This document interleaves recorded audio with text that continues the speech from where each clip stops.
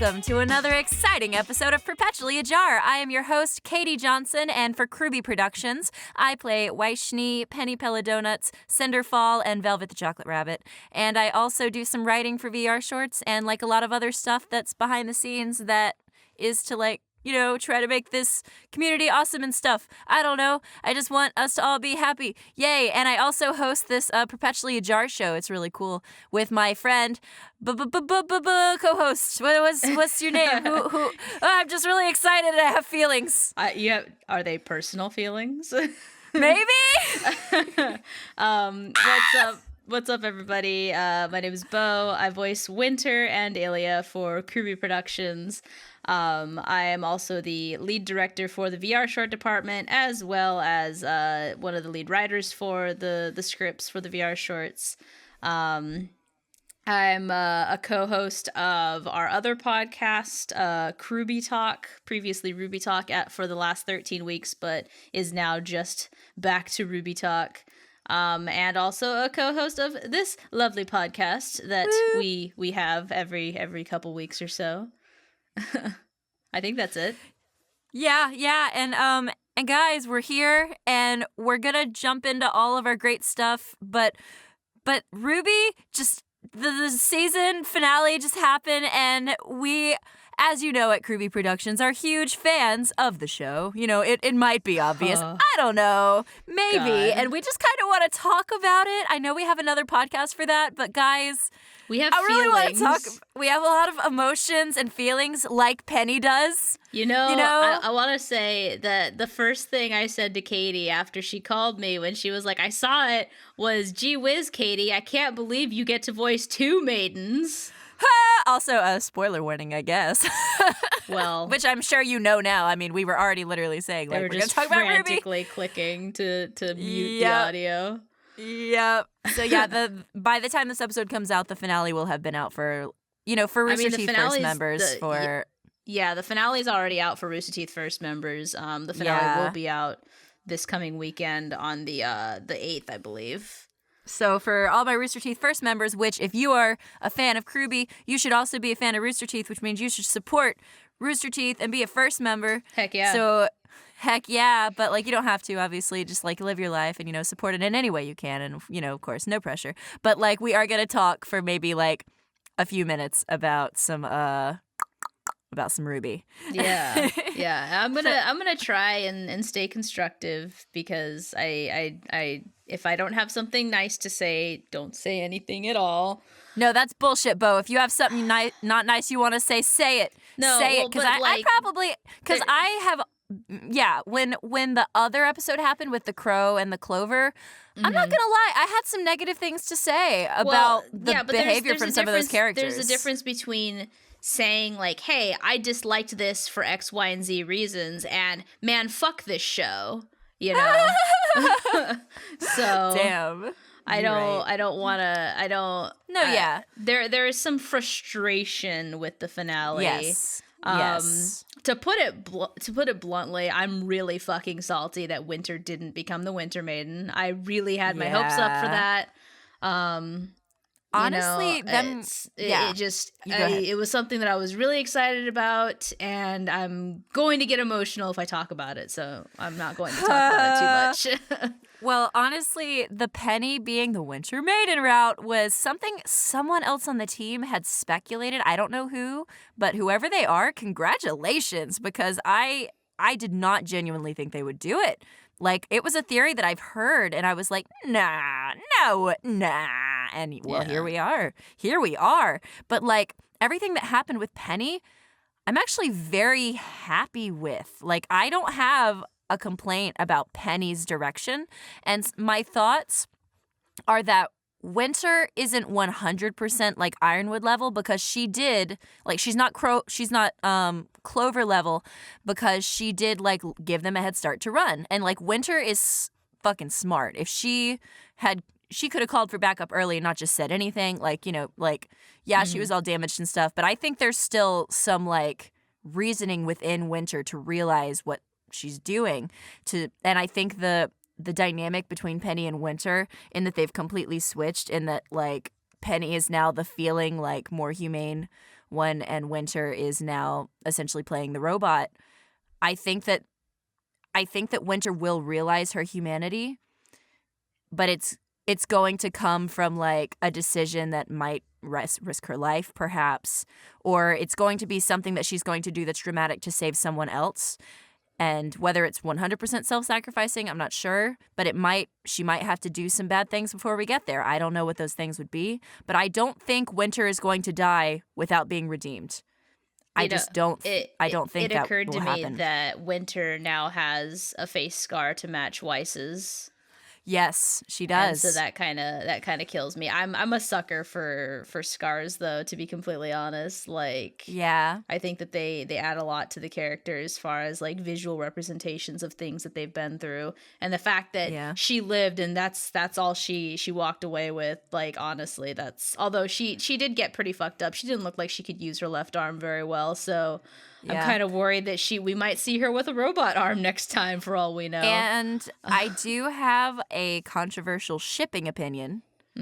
So, Snowbird, while I love the ship of Crow and Winter, and I have loved that ship for a long time, what I'm seeing from the direction of the show, I don't know if that's going to become canon. So, I am not feeling that. And I actually, hold on, let me finish. Yeah. I am more in the camp of Robin Crow now. I think I am. I'm not 100% there. I've not set my tent up yet, but I have a sensation within me that is tempted to switch sides. I can be reconvinced. I can. I'm not past the point of... I'm not even going to try to convince you. I'm just going to say friendship ended with Snowbird. Snowbird is my new OTP. In that I really ship Robin x Winter. Oh, shit! So maybe it doesn't have to be like this. Crow has two hands. Maybe OT3. OT3. And it's not even obviously based off of any kind of canon interactions. It was really just this headcanon, because a friend of mine and I we recently started doing it. It's Icebird is what I call it, because not to confuse it with the other Snowbird. But we started doing an Icebird roleplay. Just to kind of like, and it was a couple weeks ago, just to kind of explore the characters and whatnot. And when we were establishing it, I had just jokingly been like, oh man, what if Robin and Winter went to the academy at the same time? And then we thought about it and we were like, oh, Robin's probably a little older than Winter, because we found the post from a couple years ago on Reddit that stated specifically that Winter is 6 years older than Weiss, from the writers, which makes her at least like 25, 26 now. Yeah. And I feel like Robin strikes me as being like somewhere around like 27, 28, like late 20s. Yeah. And so it came around from the headcanon of like, oh, well, what if Robin was like an upperclassman to Winter and kind of like mentored her and whatnot? And then it became this, what if Winter, instead of joining the operatives, went on to join the Happy Huntresses after she graduated? And Crow strikes me to be around like 31. Like, I get a feeling that Crow's like early 30s. See, the problem with that, though, is that the rest of Team Stark, like, because Yang is 19. Like, they were all in the same class.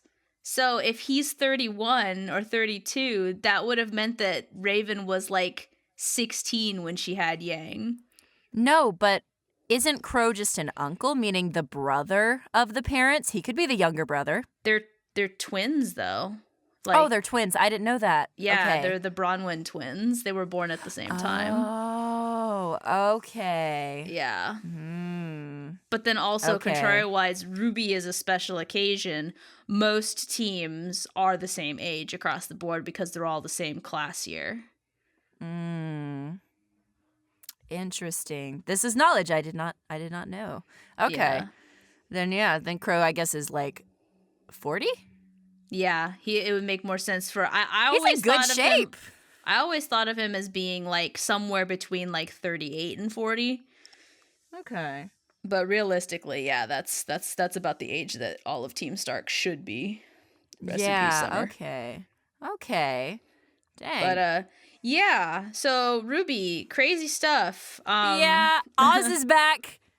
I Oz is fucking back, called yeah. it. Every week I would call it though, so it doesn't really I count. have to show but you. I called it. I went through a couple of the previous podcasts and found some time signatures where I hardcore predicted things that happened in the final episode, and I'm so happy that I actually said it on the podcast because I have the Oh my proof that it God. happened before the episode came out. Oh my God, yes. So That's the prophecy best. is true. Yes, and then the Neo stuff too. Like I'm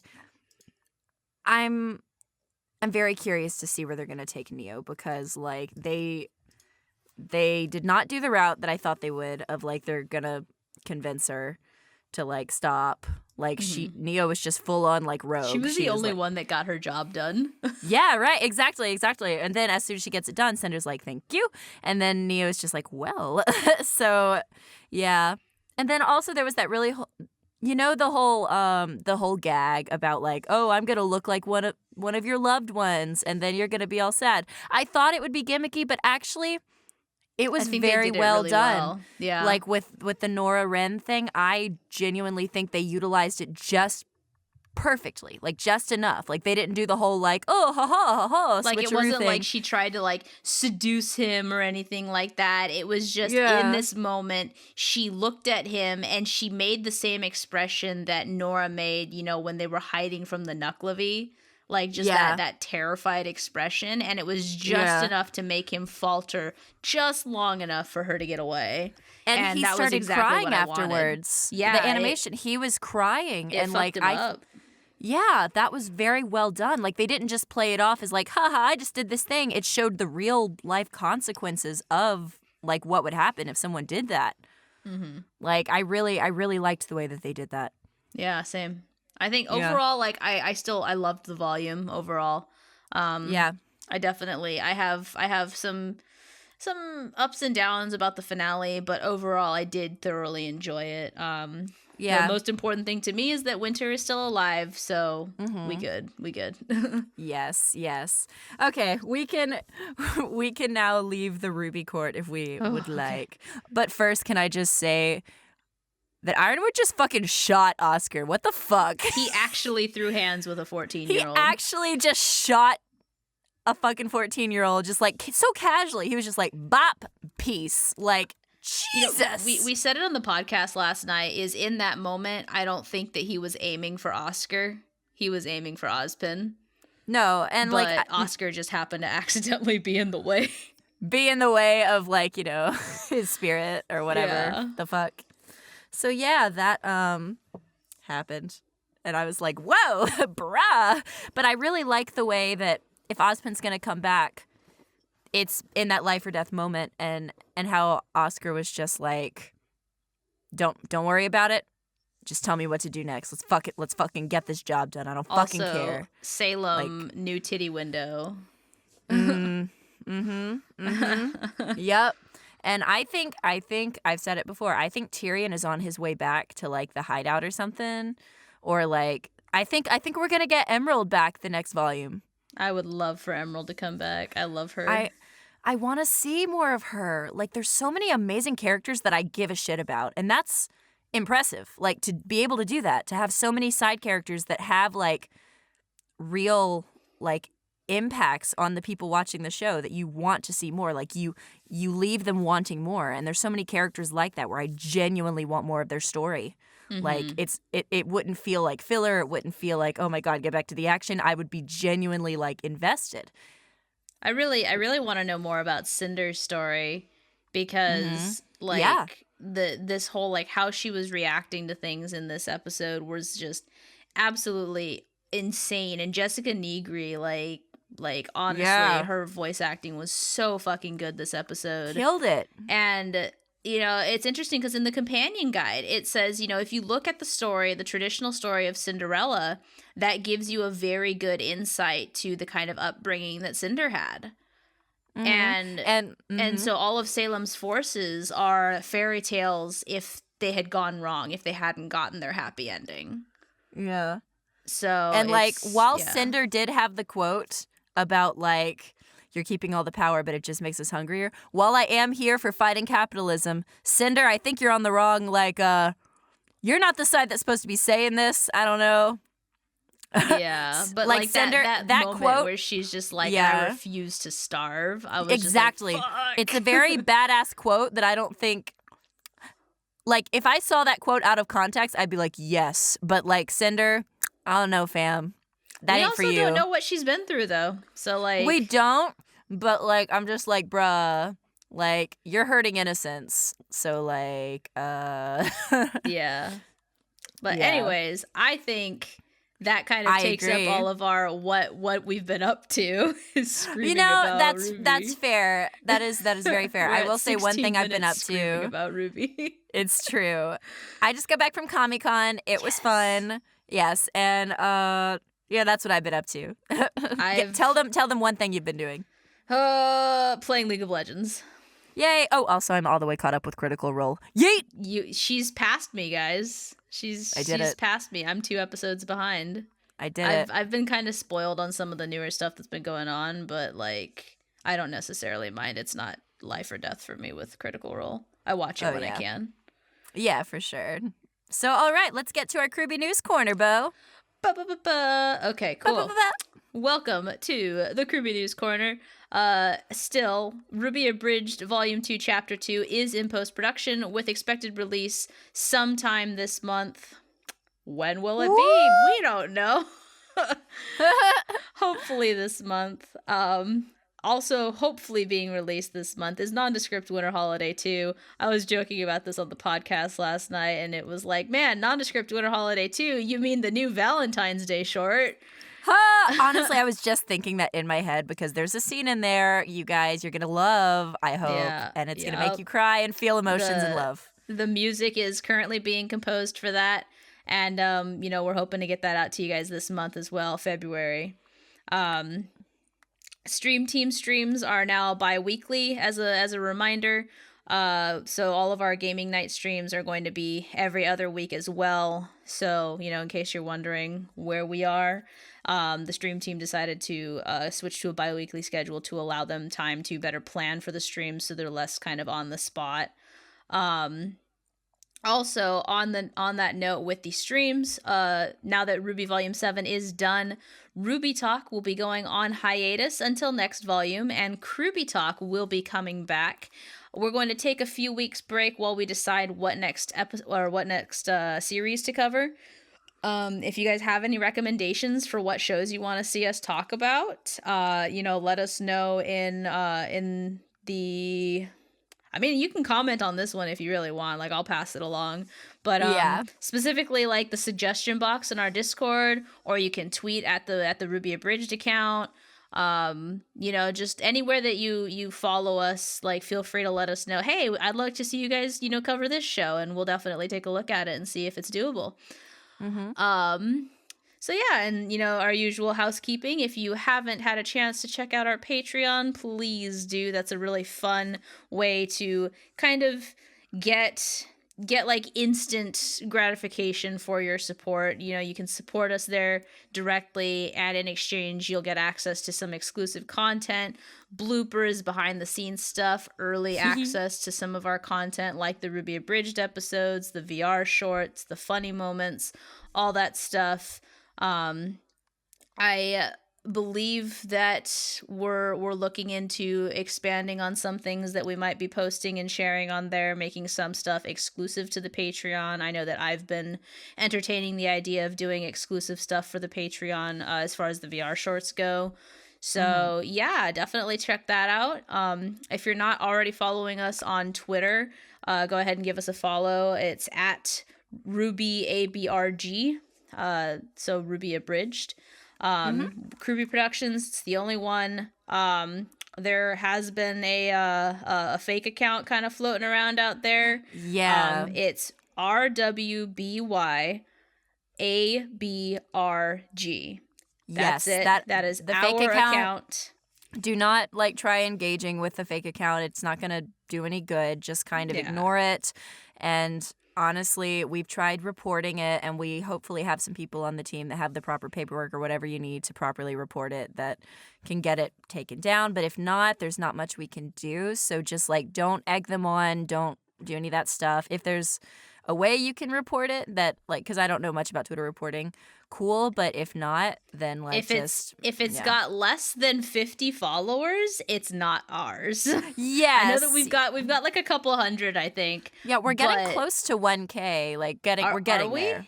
Oh, we're getting close. We're not like there, but like, we're past at least like 6. Yeah. Yeah, right now we have 963 followers. So if it has less than 500 followers, it's not ours. Yeah. So like you guys go follow us on Twitter, share, retweet, like do all this stuff. We love interacting with people on Twitter. We love posting on Twitter. Like I'm addicted to Twitter in general. So like I finally officially like swapped over, so yeah, Twitter is great, and we'd love to have you there. And we'd love you to send us art there, or send us, if you have any, like, fan art, or if you have any whatever, like, tweet at us. We will retweet it probably, like, unless it's inappropriate, like, which hopefully no one is sending anything inappropriate, because we're just here to, spread love and peace. Yeah, and we're just here to have all the fun. good stuff. Yeah. But, like, if you have cool art or cool whatever, like, we'd love to see it. Even if it's not of us, if it's just RWBY, we're always looking for RWBY art too. We love it. We have people in our server that are always like making cool art, and we're just like, yes, yeah, absolutely. And yes. on that note, with the server, if you're not in our Discord server, you should join. There should be a link down in the description. We have a ton of fun in our Discord server. We hang out in the voice chats. We have screening parties with our donors, our patrons, and whatnot. We just have honestly a blast hanging out there, getting to talk to people. You can find practically our entire staff there to interact with. Yeah, go ahead and join if you haven't already. And yes. With that would be the end of the KRWBY News Corner. Back to you, Katy. Thank you so much. Nani, we are about to get into our Weiss Breakers then. Hooray! Ooh. Also, thank you to everyone that watched and supported the last episode of Perpetually Ajar, where we had our first outsider special guest. That was really exciting. Miss Landa. Lauren Landa. Yes, give it up for her. Woo! Yay! Like, that episode was so fun, and we're hoping that our next guest is going to be extra fun for you guys too. Like, we're still working on it. We're still, trying to get all that underway, but we're pretty excited about some potential opportunities that we have. And yeah, definitely. Yeah, and so we hope that you will watch this episode and enjoy it, and also future episodes, because we've got some really fun things planned. So, without further ado, let's get to our Weiss Breakers. Okay, so first Weiss Breaker is, would you rather have more time or more money? I have an answer to this that, money and time. I know the quote about how, like, well, you can always make more money, but you can never get time back. But, like, the way that I interpret the question can be very important. And does it mean that, like, you're going to live longer, or does it mean that you, like, whenever you're doing a task, you just have more time to do it in that moment, or, like, whatever? Like, but versus the time that I have right now is so precious, and I understand that. And having more money would make so many more things possible in the time that I have to not only help others, but to also do the things I want to do. So yes, while getting more time is like an interesting concept, I think that I very much love and cherish the time that I have now. And I don't want to be on a different time zone than the rest of my loved ones. I would rather have more money to share with them and to use to create more experiences with them in our own time. So yeah, my answer is also more money. Yeah, that's Yeah. My reasoning behind it is honestly pretty simple. Is like, there are so many problems. They say that money can't buy happiness. To a degree, it really can when you struggle financially as much as I have for the last year. So I'm not even asking. It wouldn't even be like I want an exorbitant amount of money. It's like I would just like to be able to have enough. Yeah. That's it. Just enough. So I would rather have a lot. I would rather have more money than more time. I have nothing but time. I have no money. Yeah. Well, all right. The first one, we are in full agreement. Yep. And let us know below if you would like more time or more money, and please tell us why. You know what we should do, Beau?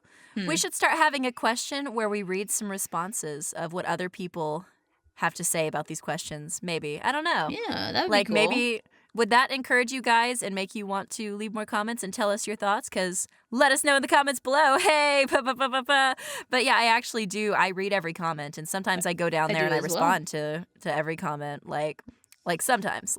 Sometimes I respond, sometimes I'm just reading them, but I do read everything, and I really love seeing the reactions and stuff. And I'd like to know your thoughts and your answers, because that's what's fun about these questions, is everyone can have a different perspective.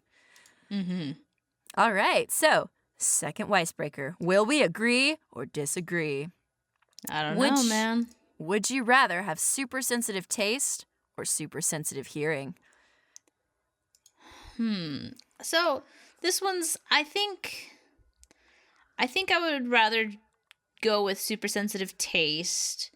Because I'm already I'm a very picky eater. There are very few things that I can just eat on the first go and just like it immediately. Yeah. So that's kind of something that I already struggle with. I grew up with really, really, really bad ear infections, to the point where I would get hospitalized for them.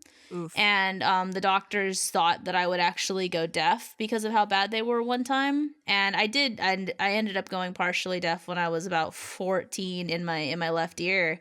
Ooh. And so I'm basically half deaf in my left ear now. Also, 5.5 years of working at Disneyland with loud music didn't help that as well. Yeah. But loud noises have always been something that I've been very sensitive to as well. So I think I would rather go ahead and keep the level of sensitivity that I have as far as my hearing goes. Just go ahead and stay with that and have super sensitive taste, because it's I kind of already experienced both of these. So if I had to pick which one had to be kind of amplified, I would rather have super sensitive taste, because at least I have an idea of things that I already like. Yeah, I guess originally my interpretation of the question is it would give you the ability to, for example, with taste, you would be able to taste the flavors more. And so you would be able to, for example, in the cooking world, be like, ooh, this has oregano in it, or this has spinach in it. And that could be a superpower in a sense. Or for super sensitive hearing, you would be able to pick out nuances in vocal stuff, or you would be able to, it would be like a superpower. You could when you're listening to audio, you could pick out certain things that you could help with cleanup. So that would help if you're an audio engineer. So my first initial thought was going to be hearing, because I was that would help for my career. But the way you describe it as this real life thing that people go through, which I'm very fortunate, I guess, that I don't have it to that degree, of how it enhances those things and makes you more negatively sensitive. I think I would want to go with taste as well, because my hearing is very important to me, and I would not want anything that could damage my ears.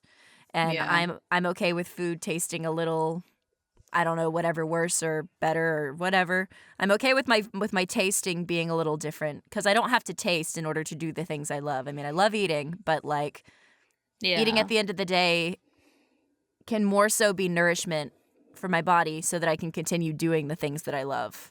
Mm-hmm. So yeah, I will go with taste as well. All right. Well, we're 2 for 2 on this one. Woo! So Okay. let's see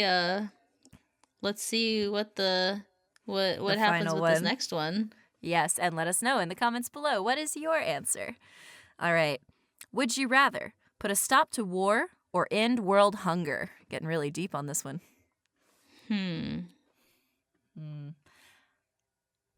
I think I have an answer, but I don't think there's a way to answer this question without sounding bad, because either way you're picking a lesser of two evils or whatever. I it's disagree. not that I don't, or because I'm saying I don't want war, but I don't want hunger. I think my answer is that I would want to end world hunger, because I think a lot of the fighting that happens creates so many situations where children are starving and all this stuff. And I think war is something that is going to continue inhumanity, but I think it happens less often than the problem of starving children and people all over the world. And honestly, if everyone was fed, I think that would, in a way, like stop more resource battles and end more wars than are happening. That is exactly the same thing I was going to say, is I think that ending world hunger would end one of the huge sources of why we have these wars to begin with. Yes, 100%. So, yeah, even though I completely agree. Yeah, because I guess my initial fear when I first said, like, it's going to sound bad is because obviously war does more violent killing versus hunger is more of a slow, painful death than, war is just like this violent, quick thing that is terrible on all fronts. And in some ways, well, in most ways, war is worse than being hungry. But on the ratio of, how often it happens and some of the reasons a lot of these war happens is because of like resources and people not having what they need to survive.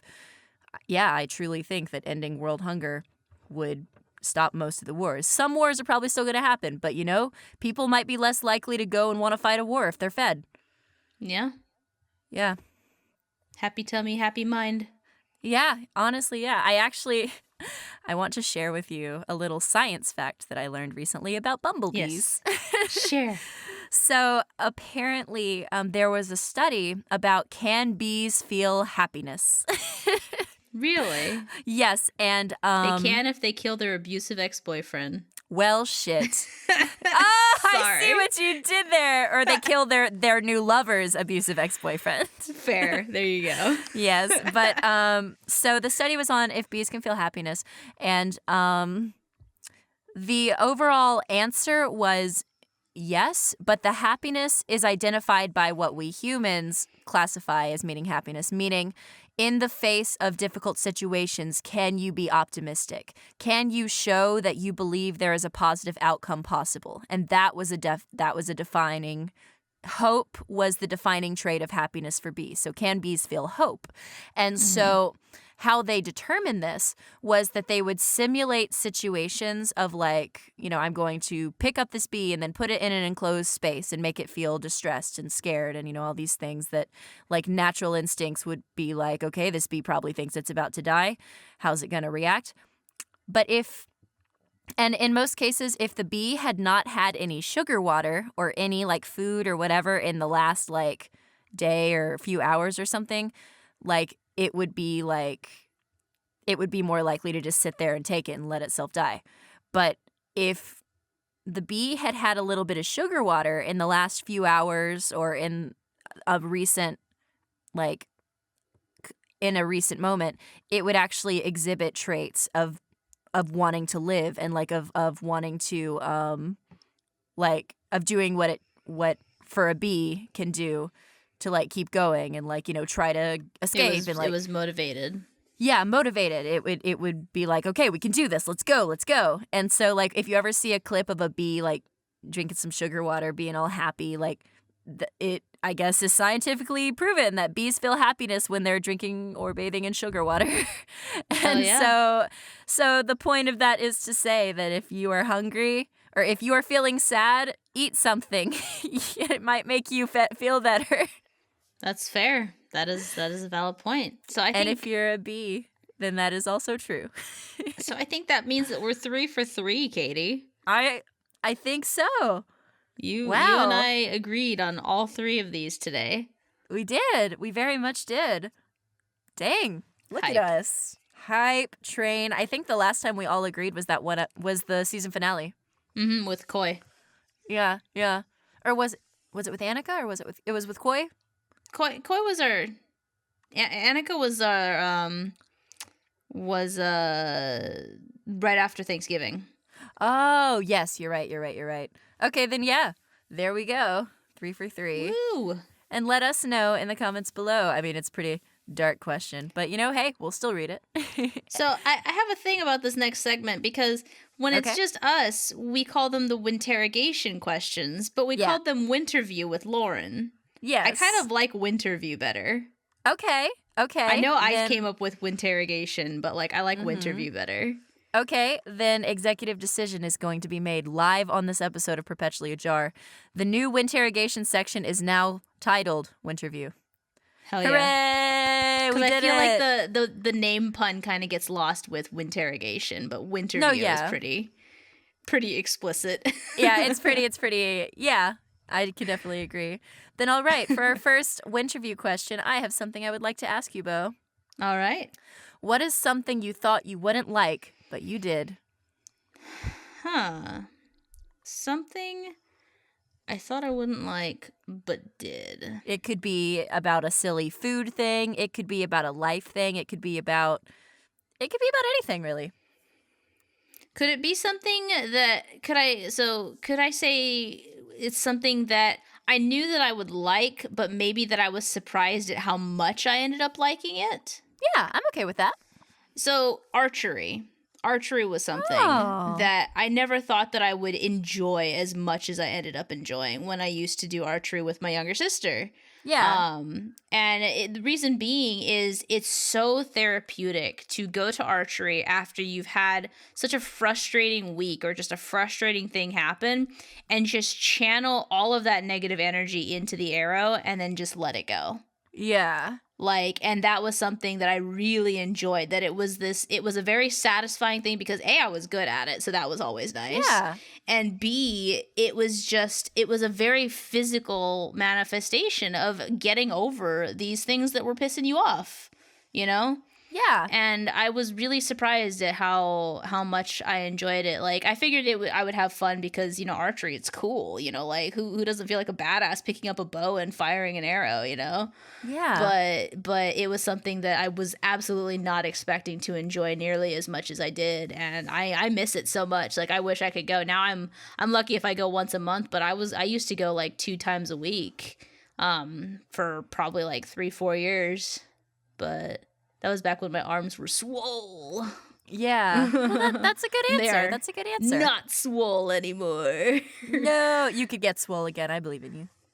Oh, thank you. I accept your motivating speech there. You believe in me. I do. What about you? I want to know yours. Do you have an answer to that one? Yeah, I actually just thought of one. I was at an Asian food place recently, and a long time ago, I had tried like green tea ice cream and I didn't like it. Mm-hmm. And so they brought out these little like matcha green tea ice cream cubes that had like some little like some breading on them, like kind of ice cream sandwichy breading, and then like a little chocolate syrup on it. And I was convinced I was probably not going to like it. Mm-hmm. And so I was tempted to just not even try it because I had remembered what green tea ice cream had tasted like years ago. But I tried this and my mouth was just like, oh my God, Katy, I love it. This is great. And so now I've discovered that like green tea matcha ice cream with like chocolate is like heaven. And it has like a more bitter taste than like the sweet taste that I usually like. But like the chocolate balances it so well that it's so delicious. And I thought I was going to like be like bleh because I remember what it had tasted like so early on in my life, but maybe that was me judging it too early when I first tried it. Because when I was younger, I was a little pickier, and sometimes I would try something, and if it tasted a little different, I'd be like, bleh. Yeah, I mean, your taste buds change with age, too, so. Oh, yeah, definitely. So, like, I used to hate Dr. Pepper when I was a kid because it tasted like cough syrup to me, but Dr. Pepper is like my blood now. Mm-hmm. Oh, also another example is pineapple. Actually, funny enough, you know, pineapple. I was actually just thinking about, because you mentioned a food thing, and I was going to be like, well, I actually have a food one too, and mine was the pineapple Dole Whip float things from Disneyland. Oh, and so yeah, it's funny that you mentioned pineapple. Like the first time I actually ever properly tried pineapple, I was in Mexico, and they had like fresh pineapple off a tree. And I tried it, and it was the best thing I've ever tasted. And from that moment on, I loved pineapple, but I was scared to try it again because I was afraid it wouldn't be as good as that pineapple I had. But, like, yeah, I was terrified to try the pineapple because I was like, oh, I'm just not going to like it. Like, it's going to taste like a weird melon or something. But no, I love pineapple. Like, Yeah, Yeah. I don't like pineapple just straight up by itself, but like Oh, I do. pineapple Dole Whip floats with the pineapple ice cream and the Oh, pineapple yeah. juice. That I shit love kills that me. shit. I want So some right good on now. a I hot need summer it. day, or just because you want it. Like, Yes. treat yourself. Treat yourself. I feel that. Well, yeah. So All your turn. right. What is your question? My first question for you. If you could meet anyone, past or present, living or dead, who would it be and why? Hmm. Hmm. I'm trying to think of my answer because I don't have an answer for this one, to be honest. Let's see. I think it's going to be someone living because I know that there are people that I look up to that I would like to meet, but there's only a few that I would like to meet. Actually, Mm-hmm. you know? Okay, yeah, I think I know my answer. Growing up and to this day, there is one person that I have been a fan of their music and just following their career for a long time. And I Mm-hmm. genuinely like would love the opportunity just to say thank you for all that they got me through. And it is Taylor Swift. Oh, okay. Yeah. I love her music and I don't really follow a lot of her dating drama stuff. I love her music. I love reading about certain things that she'll do in the music industry to like empower people and like I really like that. I mean, I'm sure she's probably done some shit too that maybe isn't okay and maybe people will be like, "Oh man, well she did this one thing one time that was like pretty meh." I mean, I don't know. I don't follow everything she does, but everything I've mostly seen from Taylor Swift has inspired me, Mm-hmm. especially with the most recent case of like the record label that she signed with at 18 was trying to say that all of your music is like ours and you're not allowed to like perform it anymore or you're not even allowed to like you're not even going to make the money off of it anymore or something. Like they were That's trying to insane. it was crazy and she wrote it herself too. Like it was her music, but they were just like, "Nah, we're going to sell it to this other person and it's not yours anymore." And it's like, "Whoa." There were a lot of more details there than I'm remembering, but that was essentially it. And Mm-hmm. she is now because she had wanted to re-record all of her music so it could be hers and they were even like, "You're not even allowed to do that." And so it was like this whole thing, but I think she just recently was able to figure out a way to get the rights to do that. And there's so many young artists that will sign so early because they're like, "Well, I just want to be heard." And she was one of those people, but she happened to, be lucky enough to be one of the most successful artists alive today. And Mm-hmm. so she's using that power, I think, to help people that were in the position she was in. And that inspires me. And if I could just be like, "Hey, girl, I like your music and you're doing okay," and just shake her hand, like, I think I would love to do that. Like, we don't have to get coffee or anything. If I could just have 5 minutes just to say, like, you're making like an impact, like you've helped people. I'd like to do that. Yeah, that's pretty dope.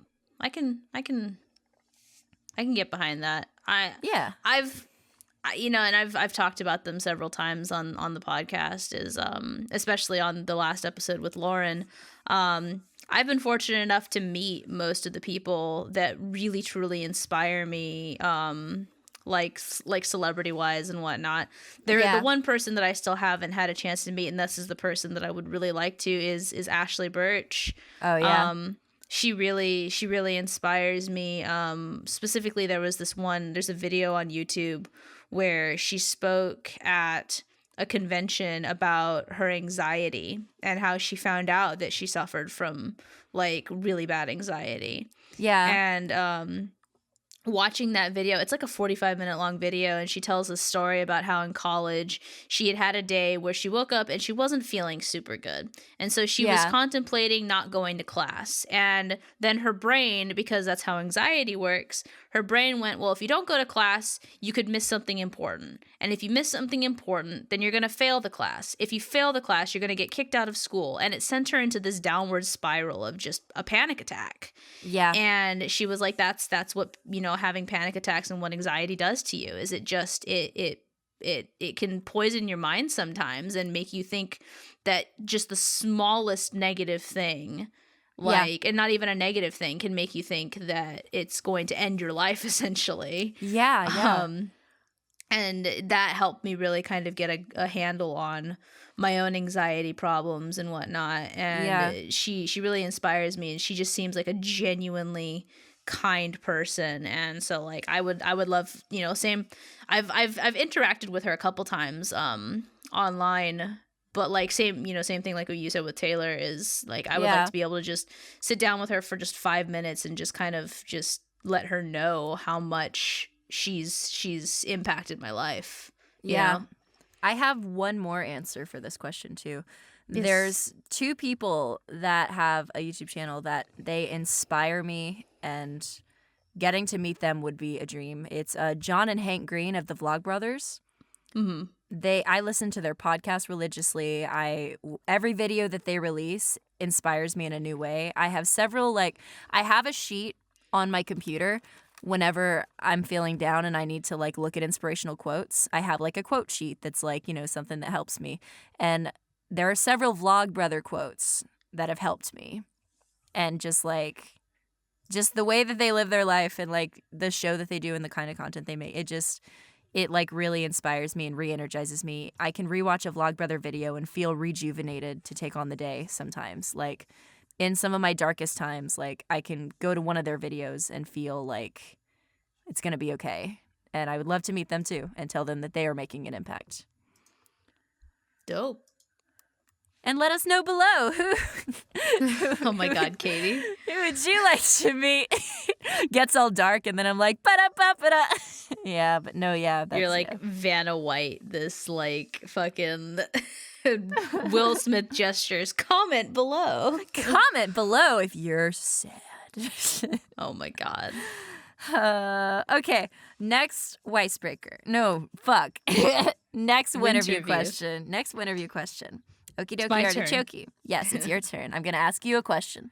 So, what is your favorite on a budget meal that makes you happy every time you eat it?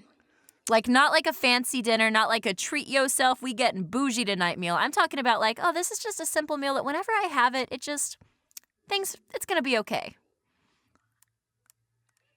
It's not even a full meal. It's just honestly anytime that I can order a large fry and a medium chocolate frosty from Wendy's, I know things are gonna be okay. You did that at Anime Los Angeles a few times. I did, yeah. It's my happy meal. It's my happy food. It kills my stomach afterwards, but Yeah. it makes me happy. It puts me in a better frame of mind because it's something I enjoy eating. So Oh, I love that. It's like stuff Yeah. like that. And I actually genuinely do want to know in the comments below if someone else has like a meal that's like a just cheap, easy meal that like they make that makes them feel that way. I'd love to know because I'd like to try those. And I definitely know the frosty French fry combo very well. yeah, it's so good. Like it's the combination of like the sweet and then the salty. Yes. It's Oh, so good. It God. just complements itself I so love it. beautifully. I What about love you, it so Katy? much. It's actually a meal that I eat at least once a week because it makes me so happy. And it's changed over the years because like when I was in college I had a different one because it was like what I could afford, and so I would eat it often, but it would also Mhm. feel like a treat because I'd only let myself have it once a week. In college it was Moe's nachos. Especially when they would get very like soggy and gooey with cheese and like all of the black beans and stuff. Like it Mhm. was heaven. In college in my little dorm, they were $10, but like I would feel like a king. Like it's not that expensive, you know, but it's like everything just felt like I had shit under control if I could go buy some Moe's nachos, you know? Yeah, yeah. And now my meal, because I'm not in college anymore, I'm not near a Moe's anymore, but my boyfriend's apartment, he lives right next to this Chinese place, and they have the best sesame chicken. And for like $6, I can get like a pretty decent amount of that sesame chicken. And every Mhm. week when I go to visit Zach, I have to order some sesame chicken. And I'm in his apartment eating the sesame chicken with white rice, and everything just feels okay. Like Yeah. once a week, I can look forward to going and getting sesame chicken and watching anime with Zach, and that's like my happy place. Yeah, that's nice. Mm-hmm.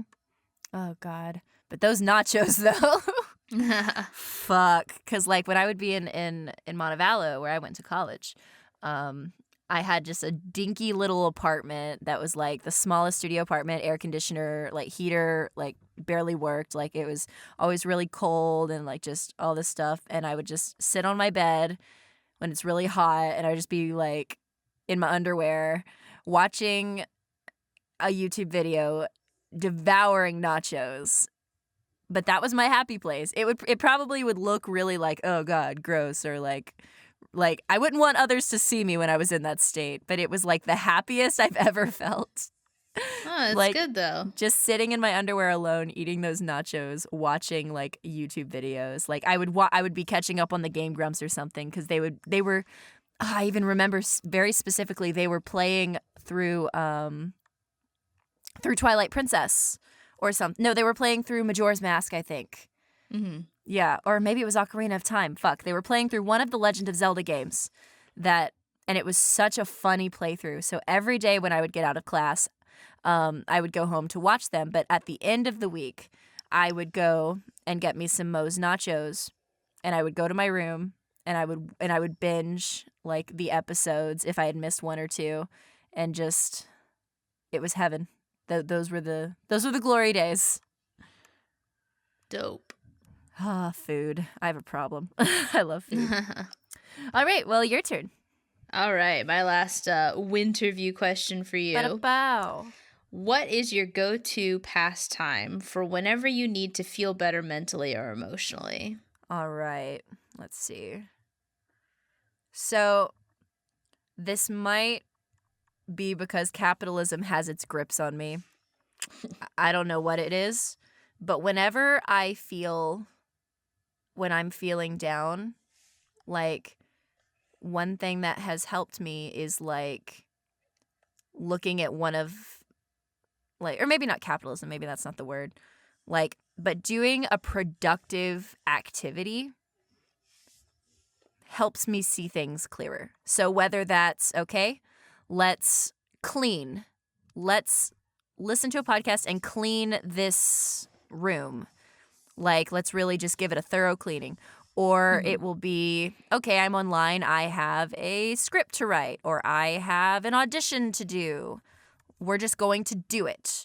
Or like I guess it's just when I'm feeling down and I don't even have the energy to do whatever thing like needs to be done, I pick another task that I know needs to be done later, and I will procrastinate the thing I don't want to do, and I will feel better about being productive because I'll do something else that is still productive, if that makes sense. Yeah, it's like reverse psychology. Yeah, it's like always have like 3 side hustles so you can continuously procrastinate them to work on the other, if that makes sense. And then there's me who will just lay in bed the whole day and not do anything that I need to do. No, yeah, and I've definitely been there before too, where I've just like sat there for like an hour, just like I just am frozen. But then something will click in my mind that will be like, wow, Katy, you feel really sad right now. What can you do? And my instinct is just jump up, do something quickly, jump up, go get some water, go. And then like I'll force myself for like 30 seconds to just do something. And then I'll feel a little bit better because I'm doing something. And if it's like at bedtime, then the answer is like I'll go to bed, because like I need to go to bed. But if it's like during the day, and I've had like, sleep, I've had naps where I was napping to escape a bad feeling. I've definitely done that before. But depression naps are a Yeah, thing. I know, but I don't know if I could truly classify myself as depressed, but I do understand and relate to... Well, I mean, you can feel depression and not be a depressed person. This is true. Okay, because I just wouldn't want to say that I'm something if like there are people that are really struggling with that. Yeah, I don't think that I think that the word depression doesn't necessarily isn't something that you necessarily need to be diagnosed with. Like, I think that depression is something that anyone can feel at any given time, and I think that's why sometimes it's so jarring to people who aren't used to feeling depressed, because it is such a intense feeling. Yeah. But I think that anyone can feel depressed. That's just my personal opinion. It's just not whether or not you suffer from depression is a different thing. Okay, because I do have a problem with like anxiety, but depression isn't something that like I continuously struggle with. But I guess if that was the definition, I have like had depressive times in my life or moments. Yeah, I think honestly it's part of life. I think that Yeah, it's just sometimes things get too much and it's really kind of hard to just handle everything and it gets yeah, overwhelming. And I think that yeah, it's okay to not be okay. yeah, exactly. And so yeah, in those moments, just making myself do something like that, or what my therapist would sometimes say to do, haha, therapy, is like, when was the last time you've eaten? When was the last time you've drank water? When was the last time you've showered or brushed your hair or done something to groom yourself? Are the clothes you're wearing clean? Like, things like that can very much have an impact on your mental state. And like, Hmm. and there was a time period where I wore the same pair of pajamas for like 4 days, and that kind of fucked with my mental state a little bit. And so Yeah. sometimes you just, Trust me, I as someone who yeah, struggles with depression, yeah, it's a very difficult, like the thing for me that's very difficult is when I'm going through a really bad depressive spout. I just I can't bring myself to pick up after myself. yeah, And so you can tell when I've been big sad because my room will be an absolute mess. yeah, And it's yeah. just like it's just one of those, it's like, okay. And that was kind of, what you were saying earlier, is like distract yourself with another task. Is like, I told myself earlier this morning that I was going to be like, okay, you're going to get up and you're going to actually clean your room, because like today is Perpetually Ajar and you like doing Perpetually Ajar. So like do Yeah. something that's going to make you feel good about yourself so you can go into it with a better mentality.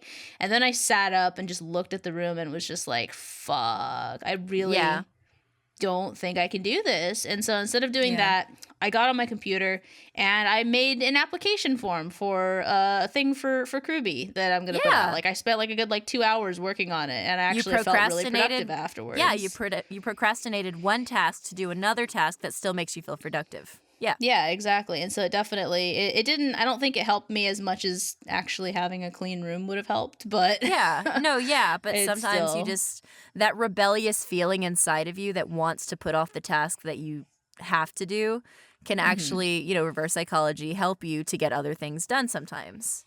Yeah, definitely.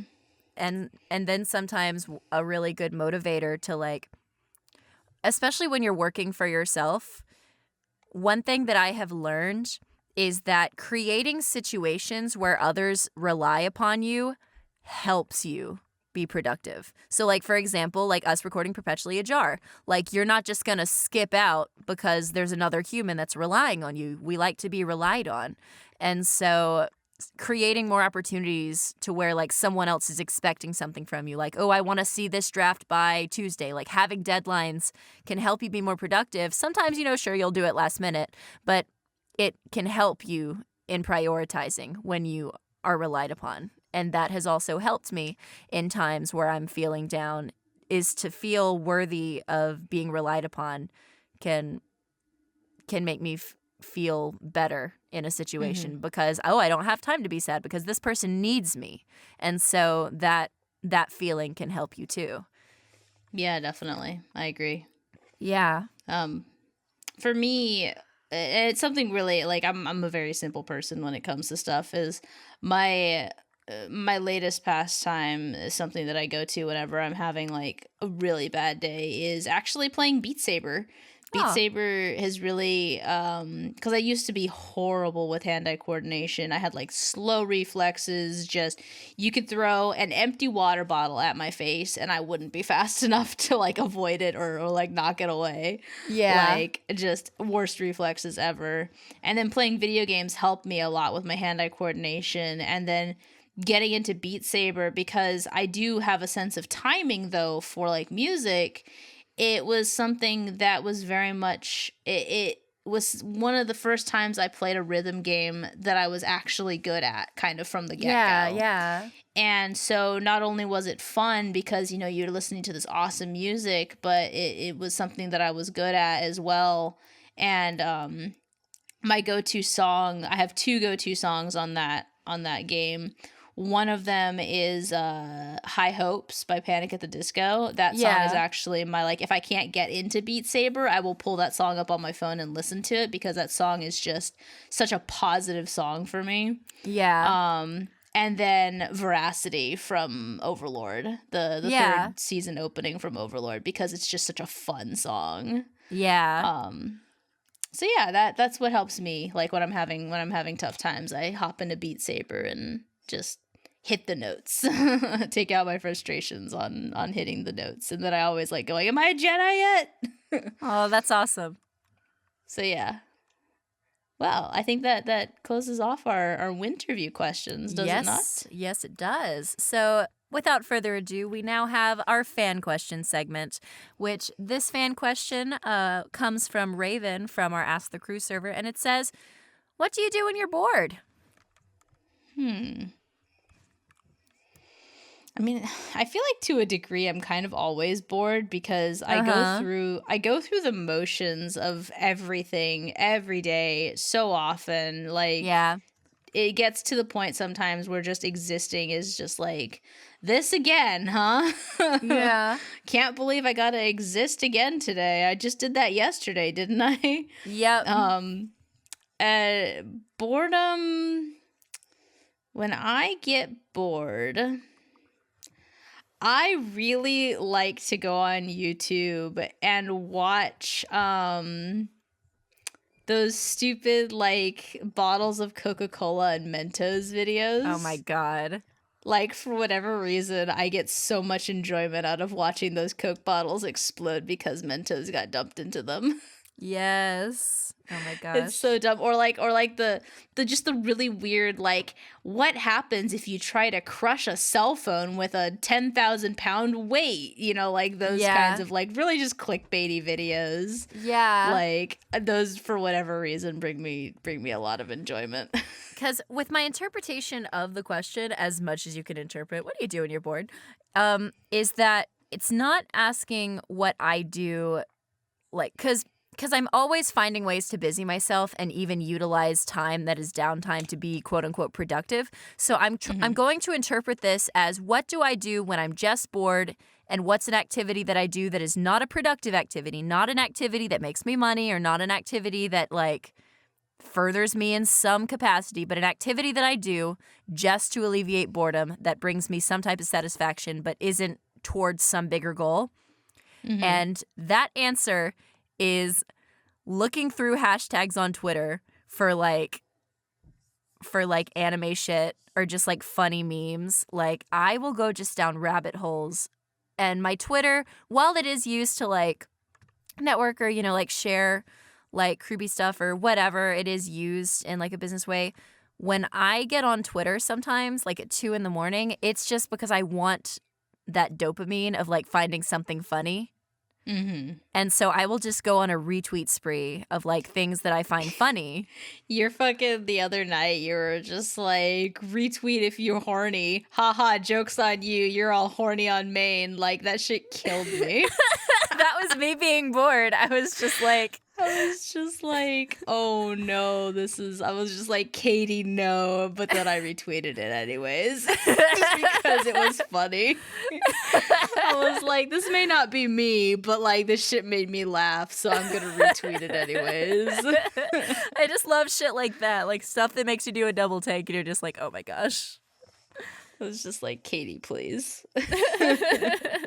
No, I totally get that. One of my favorite memes, and I use it now to send to other people. One of my favorite memes that you've sent me was the Patrick with the "I love you," like just the yeeting "I love you." Yes, or the "no you." No, you. Yeah, I send that to people every once in a while, and I'm just like, But it also, like, I associate it with you because you were the first person that sent it to me. So like, it's kind of like a double happy because it makes them happy. It makes me happy knowing that I'm sending them like some kind of affection. But then I'm also like, Katy sent this to me. That makes me happy. Yes, I actually have the same exact feelings about that specific meme. My friend Jane, after she came down to like give me my cosplay armor for Wendy's, we like, you know, had like an emotional moment together where we were like, oh my gosh, you're so great and stuff. And I sent her like something about like, you're really awesome. And she sent me that Patrick thing about like I love you. And when I first saw it, I fucking died. And so I said no you back to her. And without hesitation, she sent the Patrick no you to me. And I fucking died. And I was like, these are great. So I now use them religiously whenever I'm like feeling like that happiness. I send it to someone because it gives me the double happy because I want the people that I'm sending it to feel the way I felt when Jane sent it to me. So that Patrick meme has a lot of like happiness attached to it for me as well. It's just so wholesome to me. Like I don't even watch SpongeBob, but like it's so wholesome. It's so good. Like wholesome just humor. Like because I am obviously someone that enjoys like some dirty humor every now and then, but like wholesome humor when especially you don't expect it is my lifeblood. Absolutely. It gives me such pleasure, such joy. And just, yes. You're like it's so wholesome, but I just picture you going, yes, good, this pleases me. It really and does. Like this really sinister voice, but it's actually you just looking at memes. Like, and I just want to let people know if I ever say that I'm like, oh, I'm gonna go off to bed, and you see me on Twitter retweeting shit, just know that it's not because I don't love you. It's because I have failed myself. I knew you were gonna say that. I was like, I swear to God, she's gonna be like, it's not because I'm avoiding you or because I lied. It's because I failed. Yeah, it's because I failed. Like it's happened too many times. Where like if you see me on Twitter and we were just talking, it's not you, it's me. It's me. I'm the problem. I am addicted to memes. You are a problem, Katy. I am a problem, and I love memes. And please follow me on Twitter if you want some good memes, because God knows I need to share them with someone. Yes, all the memes. All of the memes and art, and like I love to retweet art from shows that I like. Anytime I get that dopamine rush of like, ooh, that picture's pretty, I have to retweet it because like I love it. I am not conservative with my retweets. I go hard on the retweets. Oh like, yeah. Sometimes my whole timeline is just your retweets specifically. Like, because I just want everyone to see all these things. Yeah, no, that's fair. That's fair. Yeah. Oh my gosh. So yeah, that's Twitter. The moral of the story is to follow us on Twitter. Yes. So Beau, where can they find you? Well, speaking of Twitter, you can find me on Twitter at Beau from KRWBY, BeauFromKRWBY. Yep. Catch me and Katy shitposting on Twitter constantly. It's really true. You can also find me on Twitch, twitch.tv/CB Cosplay. It's where I do all of my gaming streams. I sometimes do live reactions to like panels that are live streamed. It's a lot of fun there. And then you can also find my Discord server information there on Twitch. And that's where I post all of my reactions and my own personal entertainment content. The Discord server is called the Crimson Raiders. If you would like an invite, please feel free to DM me or just find it on my Twitch account. I believe it's also on my Twitter. If it's not, I'll update it. But yeah, where can they find you, Katy? You can find me on Twitter at KaniDay Official, KaniDay Official. You can also find my random YouTube channel at KaniDay, my Facebook cosplay page at KaniDay. You can find me on Instagram at KaniDay Official. Like all the KaniDays, just Google KaniDay at me. You can find me, of course, at KRWBY Productions. And I also host another podcast called the Weird Flex But Okay Podcast. With Jordan Jax Blade Downs, and you can find us at Weird Flex But Okay Podcast on YouTube, on Patreon, and at Weird Flex Pod on Twitter. And Dr. Crafty, of course, you can find us on YouTube, Dr. Crafty, and Twitter at Dr. Crafty. Just Google Dr. Crafty, and I am all up in that shit, TM. And I just like did that little hand motion where you're just like driving or whatever it's called, like what's it called, like the like whoa. Where like you have your fist and you go like to the right and then you go sideways. Do you know what I'm talking about? You mean like the now watch me whip? Yes, like... I just did the now watch me whip while I was talking and no one is here. No one is watching me right now. There is no camera, but I just did it. And I just want you to know, audio-y, that I did that. And that's where you can find me. You can also find me on Perpetually Ajar hosting this podcast with Beau. Hell yeah. And you can find that podcast on YouTube on Tuesdays, every other Tuesday of the month. This one, however, is probably coming out late. We will see, but we had to record it a little late because of some technical difficulties and some like bodily difficulties. But that is life. Not to make it sound weird, I just was not feeling good the other day. Yeah, sometimes that's just how it be. It just be like that, and here we try to prioritize mental and physical well-being over meeting deadlines if at all possible. So that's why this one's gonna be a little late, because bless Katy and being a very kind boss. Nah, you're good. I would do the same thing if I was feeling all sick and stuff too. But yeah, thank you again for listening for this long. If you've been around, I know that a bunch of the crew members have actually recently been going through and listening to the Perpetually Ajar episodes, and they're just like, "It's really funny," and I'm like, "Yeah, why do you think we do it?" Oh, thank you. That's nice. Well, if any of our new crew or old crew, whoever's listening to this episode, we appreciate you, and maybe we'll have you on one day. Or if you've already been on, thank you. We'll probably do it again sometime. It's really fun. Yeah, let's do the same song and dance again. Let's do it. Let's do it. It's just nice to have like some good friendos on. Like that episode with Annika or with Cole or like Tina. Like anytime we get to just be on and just be goofy for an hour with our friends, it's just fun. Mm-hmm, definitely. All right.